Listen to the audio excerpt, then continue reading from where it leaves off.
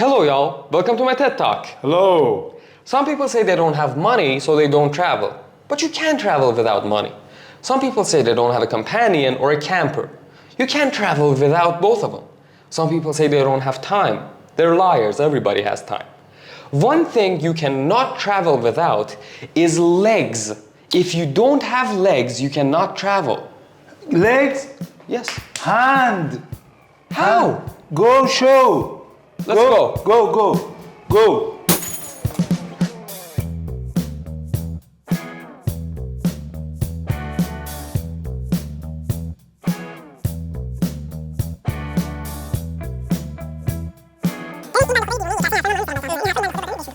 Sohail Kuchaki is just a phenomenon if you ask me.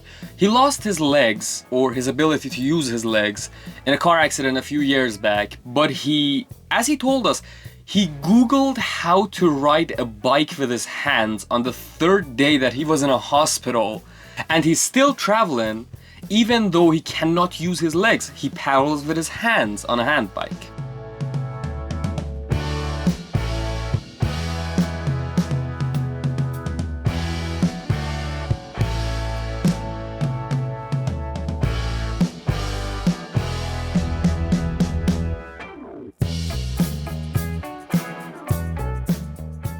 On the outside of his caravan, he has a little pull-out table where his water and his water pump get attached to.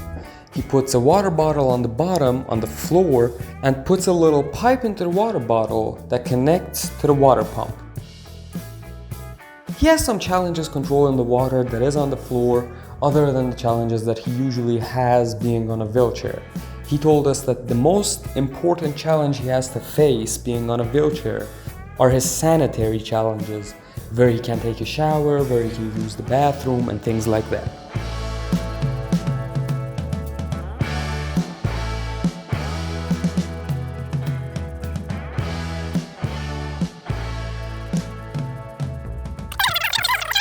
He has a caravan on the back of his hand bike, which is approximately 80 kilos, and as he said, the caravan is built for his weight and to just be the size of his height. It's just basically built for him.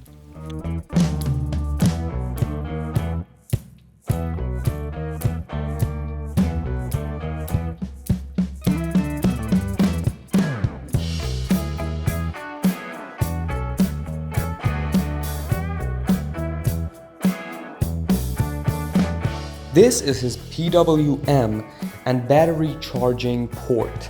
He uses this port to charge his phone and his solar batteries. He keeps a storage unit right under where he sleeps, where he puts his essentials for the caravan and himself.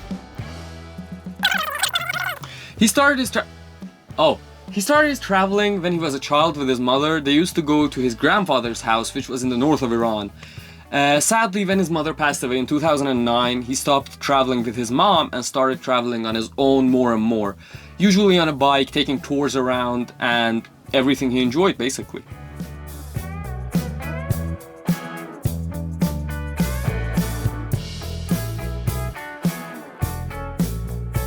The caravan is 80 kilograms, he is approximately 80, and the hand bike is 70 kgs. He is pulling the weight of 220 to 210 kilograms just by using his hands. This guy never backs down.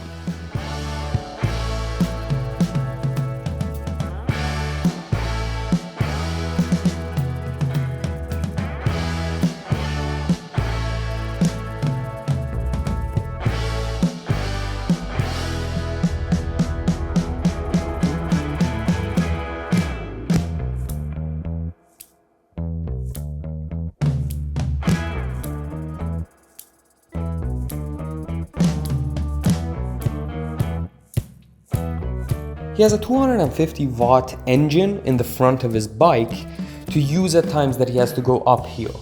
He also has perfect suspensions, 2 for both wheels on the back and 1 for the front wheel. The brakes he uses is a 2-piston brake for the front and 2 4-piston brakes for the back wheels. And as he said, he has the perfect shock absorbers. As he goes faster, the shock absorbers work better. Before the accident, he was actually a hiker and a rock climber. Through those years, he traveled to many places such as Thailand. He went to Koh Chang Island in there, and he showed us some pictures from his travels. And as he said, even half an hour before his accident, he was still rock climbing, he was hiking, he was jumping off from a bus on his bike. But one accident was all that it took to ruin his life. He showed us a bunch of photos from his tours that he used to go on before and after the accident. Even though the accident changed his life greatly, it didn't change the way he looked at things. He wants to enjoy every piece of land that there is on this great universe that we have.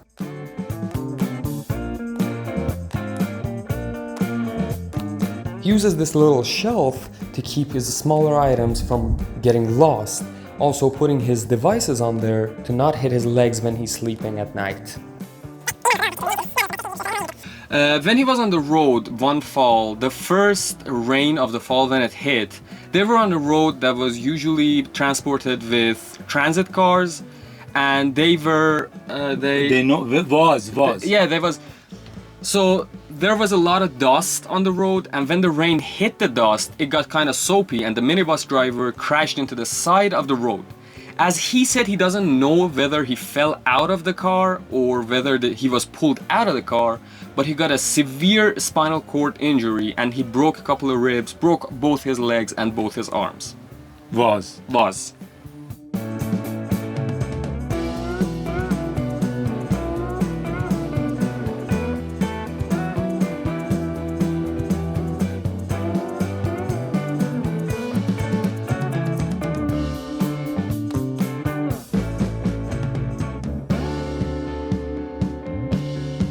And this is his shop. Nowadays, the main source of income that he has is repairing bicycles, making hand bikes, and making normal bikes for the people around him. He's been learning the skills required ever since starting to make his own hand bike, and now he is one of the greats.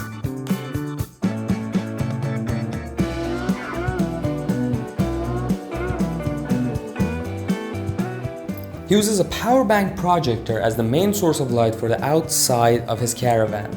He doesn't need to use extra electricity.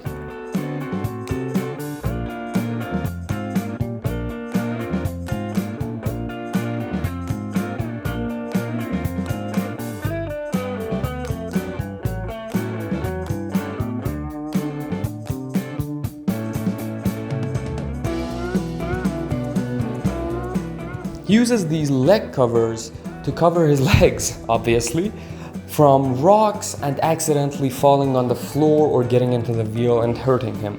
Even though he doesn't use his legs because of being paralyzed, he still has to cover them up.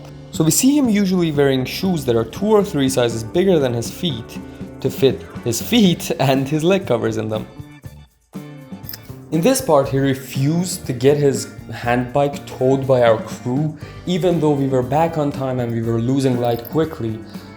Because that's just the kind of person that Sohail is. He doesn't care if he's disabled, he doesn't care if you're losing light.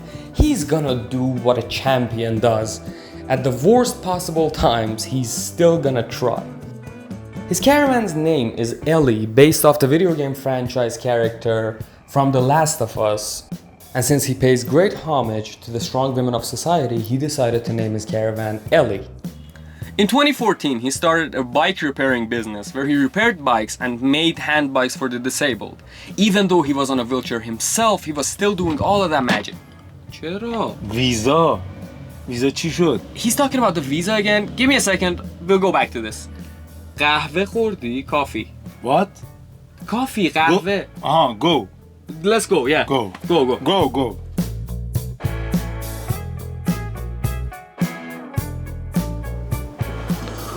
Boss?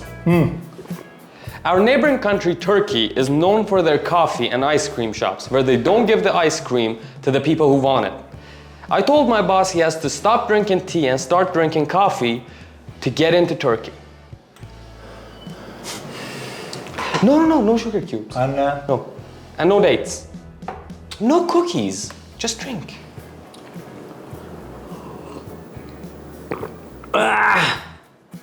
تلخه. They will never let you into Turkey like that. ها؟ This drink. No.